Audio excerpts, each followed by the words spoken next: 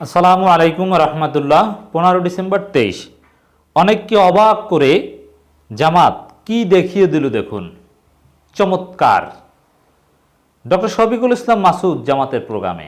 দর্শক, জামাত ইসলামী সম্পর্কে সাধারণ জনগণের একটা অংশ আওয়ামী লীগের প্রচারণায় বিশ্বাস করে জামাতকে সৎ মনে করলেও, ধর্মভীরু মনে করলেও, যোগ্য মনে করলেও কিছু বিষয়ে জামাত সম্পর্কে ভুল ধারণা আছে।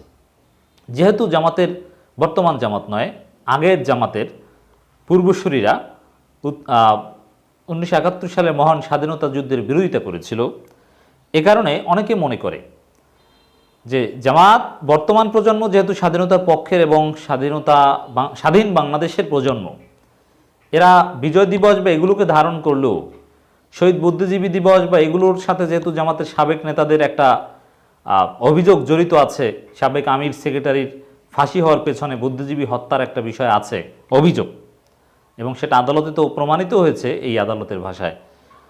এখন তো জামাত মনে হয় বুদ্ধিজীবী দিবস পালন করা যেহেতু অতটা জরুরি না, আর বিজয় দিবসটা যেহেতু সবার দৃষ্টিতে আসে, জরুরি না আমি মনে করি অবশ্যই জরুরি, উচিত, কিন্তু জনগণের কাছে অতটা ব্যাপকভাবে পালন হয় না, এটা হচ্ছে মূল কথা। শিক্ষা প্রতিষ্ঠানে পালন হয়, রাজনৈতিক দলগুলোও পালন করে, কিন্তু আমি বোঝাতে চেয়েছি যে 16 ডিসেম্বরের চাইতে 14 ডিসেম্বর একটু কম উৎসাহ উদ্দীপনার সাথে পালিত হয়। এই তো অনেকে ভেবেছিল যে শহীদ বুদ্ধিজীবী দিবস, বুদ্ধিজীবীদের নিয়ে কত কথাবার্তা ইত্যাদি ইত্যাদি, অথবা এই বুদ্ধিজীবীদের অনেককে তখনকার 71 সালে জামাত ভারতের দালাল বলতো, তা তাদেরকে শ্রদ্ধার সাথে স্মরণ করবে জামাত, এটা তো মনে হয় না। কিন্তু না, জামাত ইসলামী অনেককে অবাক করে, এই ভুল ধারণা যারা পোষণ করতো তাদেরকে অবাক করে তারা দেখিয়ে দিয়েছে তারা শহীদ বুদ্ধিজীবী দিবস সর্বোচ্চ সাংগঠনিক গুরুত্বের সাথে পালন করে। বুদ্ধিজীবীদের 1971 সালের 14 ডিসেম্বর যারা শহীদ হয়েছিলেন তাদের আত্মার মাগফিরাত করে দোয়া করেছে জামাত, এবং তাদের যে চেতনা সেটা ধারণ করে তাদেরকেও শ্রেষ্ঠ সন্তান মনে করে জামাত ইসলামী। এর মানে জামাত ইসলামীর মধ্যে কোনো হীনমন্যতা নেই আমাদের বিজয় দিবস নিয়ে, আমাদের শহীদ বুদ্ধিজীবী দিবস নিয়ে। 1971 সালে যারা ছাত্র সংঘের কর্মী হয়ে মুক্তিযুদ্ধের বিরোধিতা করে মুক্তিযোদ্ধাদের হাতে নিহত হয়েছিল তাদেরকে বর্তমান জামাত শহীদ বলে না, কিন্তু যারা বুদ্ধিজীবী হিসাবে হত্যার শিকার হয়েছে ঘাতকদের মাধ্যমে তাদেরকে কিন্তু শহীদ বলে। আমি হাতে নাতে প্রমাণ দেখাচ্ছি, এতে অনেকে অবাক হয়েছে। এটাকে আমি বলি চমৎকার, যে বর্তমান জামাতের মধ্যে কোনো হীনমন্যতা নেই, যে বাস্তবতা স্বাধীন বাংলাদেশে রাজনীতি করতে হলে বাংলাদেশের স্বাধীনতা সার্বভৌমত্বকে মনে প্রাণে ধারণ করতে হবে, বিশ্বাস করতে হবে, সেটাই কিন্তু বর্তমান জামাত ইসলামী করে যাচ্ছে। এর সাথে আরও একটা বিষয় এখানে ঘটলো দর্শক, দেখেন, ঢাকা মহানগরীর দক্ষিণ জামাত ইসলামীর শহীদ বুদ্ধিজীবী দিবসে আলোচনা সভা ও অনুষ্ঠান অনুষ্ঠিত। এর মানে এই বুদ্ধিজীবী দিবসকে শহীদ বুদ্ধিজীবী দিবস হিসাবেই জামাত পালন করেছে, এবং দেখেন অন্যান্য যারা ইসলামী দল আছে তাদের চাইতে গুরুত্বের সাথে পালন করেছে। এবং এখানে এই 1971 সালের 14 ডিসেম্বর যারা শহীদ হয়েছে তাদের জন্য দোয়া করার চাইতে বড় কাজ তো আর হতে পারে না, তাদের জন্য দোয়া করেছে। এখন এই দিবস পালনের অংশ হিসাবে শহীদ বুদ্ধিজীবী স্মৃতিসৌধে, এটা ধর্মীয় বিভিন্ন বিতর্ক বা ধর্মীয় বিধিনিষেধের একটা বিষয় আছে, জায়েজ না জায়েজের মাসালা আছে, সেই সব বিতর্কের ভয়ে জামাত মূলত স্মৃতিসৌধে যায় না। কিন্তু যদি বিতর্কের ভয় না থাকতো তো স্মৃতিসৌধ যেত। যদি আমি মনে করি স্মৃতিসৌধে যেতে পারে, স্মৃতিসৌধে গেলে এটা আলাদা নাজায়েজ কিছু আমি মনে করি না। স্মৃতিসৌধে যাওয়া, শহীদ মিনারে যাওয়া, শহীদ বুদ্ধিজীবী স্মৃতিসৌধে যাওয়া হোক, আর সাভারে আমাদের জাতীয় স্মৃতিসৌধে যাওয়া হোক, সব জায়গায় জামাত শিবিরে যাওয়া উচিত, এবং সবগুলো জায়েজ, ফুল দিতে পারে, এতে কোনো সমস্যা নেই। এগুলোর সাথে মূর্তি বা শিরক এগুলো কোনো সম্পর্ক নেই, এটা নিছক একটি কালচার, একটা প্রতীকী বিষয়। এ ধরনের হাজারো প্রতীকী কাজ মানুষ করে। অবশ্য আমার এর সাথে আলেমুলামারা বা জামাতপন্থী আলেমুলামারাও একমত হবেন না, বাট আমি মনে করি এগুলো জায়েজ, এবং আমি সুযোগ থাকলে আমি যেতাম, অথবা এক সময় গিয়েছি আমি ঢাকা বিশ্ববিদ্যালয় অধ্যয়নকালে শহীদ মিনারে ফুল দিতে গিয়েছিলাম, এটা ফ্রাঙ্কলি স্পিকিং। এবং কালের বিবর্তনে দেখবেন যে এই যে কনসেপ্টগুলো, এগুলোর উদারতম ব্যাখ্যাটাই আলেমুলামারা গ্রহণ করবে। কারণ এই যে শহীদ মিনারের যে 3টা মিনারেট, এগুলোকে কেউ মূর্তি মনে করে না, মূর্তির সাথে কোনো সামঞ্জস্য বা কিছুই নেই। ফুল দেওয়া একটা পূজা না, একজন আরেকজনকে ফুল দেয়, যা স্মরণ করার একটা দেশীয় কালচার মাত্র।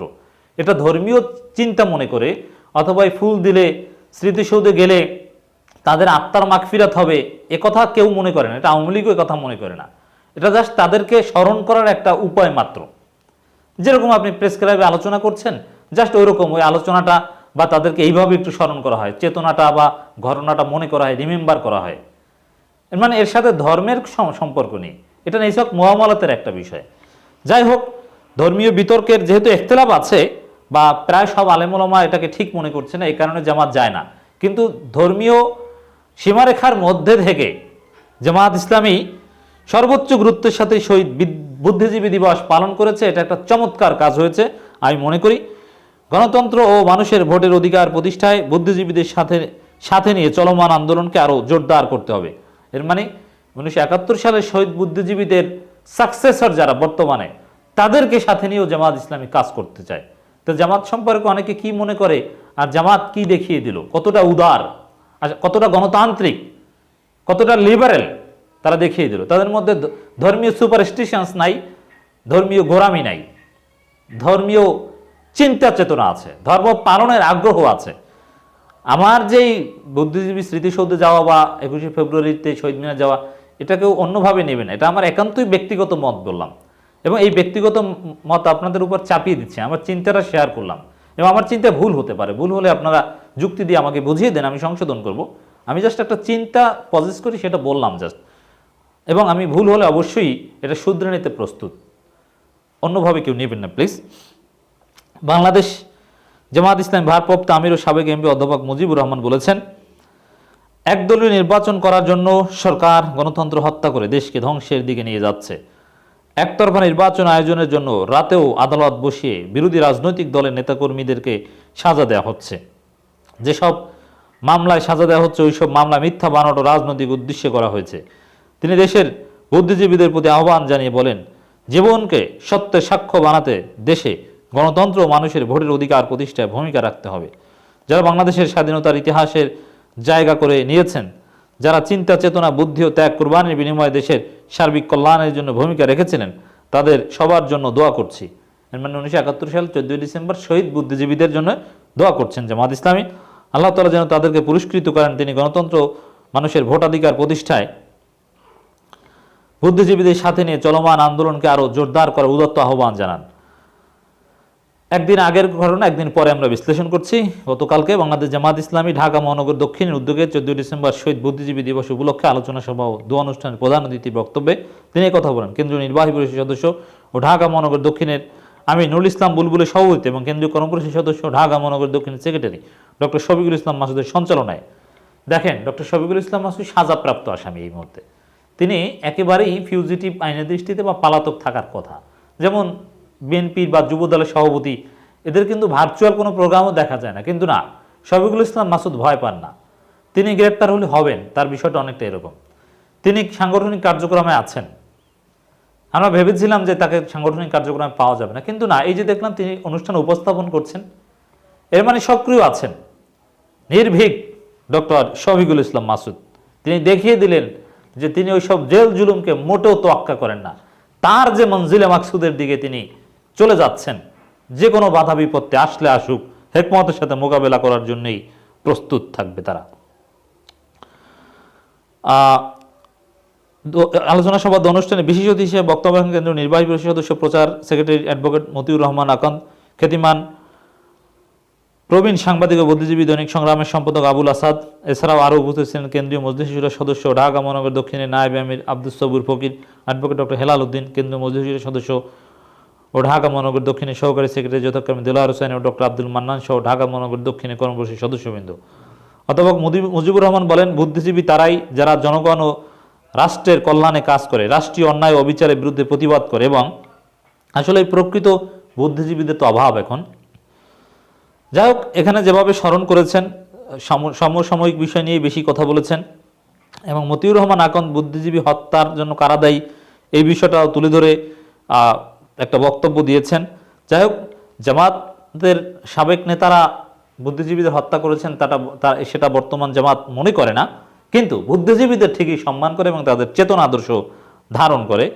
যাই হোক, মোটের উপর আমি বলবো যে শহীদ বুদ্ধিজীবী দিবস এত গুরুত্বের সাথে এভাবে পালন করা, যেটা জামাত বরাবরই করে আসছে, এটা চমৎকার সিদ্ধান্ত। অনেকে ভুল ধারণা, সেই ভুল ধারণা বারবার জামাত অপনোদন করছে এবং এগুলো বেশি বেশি প্রচার করা উচিত। শেয়ার করুন যে জামাত ইসলামী বাংলাদেশের জাতীয় প্রত্যেকটা বিষয়কে সর্বোচ্চ শ্রদ্ধার সাথে স্মরণ করে। জামাত ইসলামী কোনো পাকিস্তানি চেতনা ধারণ করে না, বর্তমান জামাত ভারতীয় চেতনা ধারণ করে না, জামাত ইসলামী বাংলাদেশি চেতনা মনে প্রাণে ধারণ করে ইসলামী মূল্যবোধের আলোকে।